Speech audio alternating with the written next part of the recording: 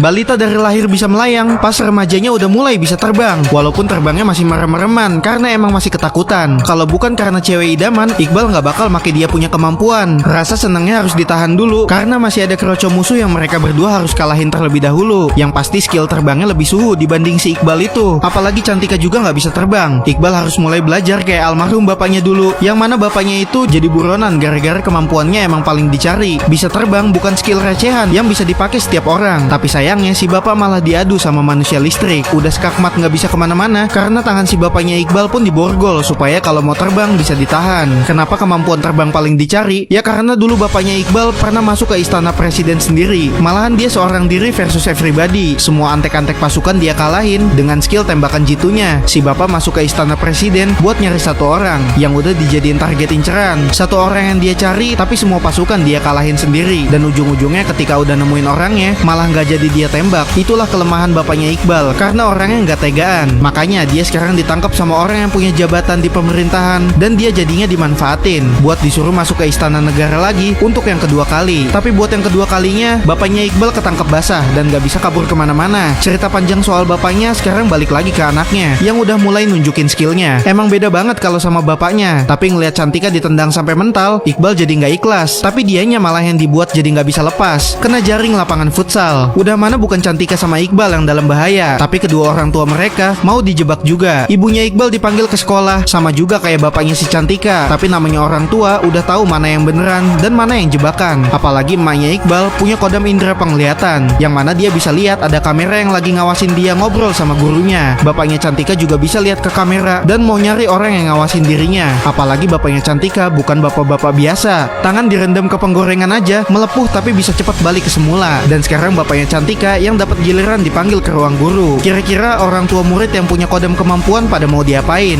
Gimana kelanjutannya?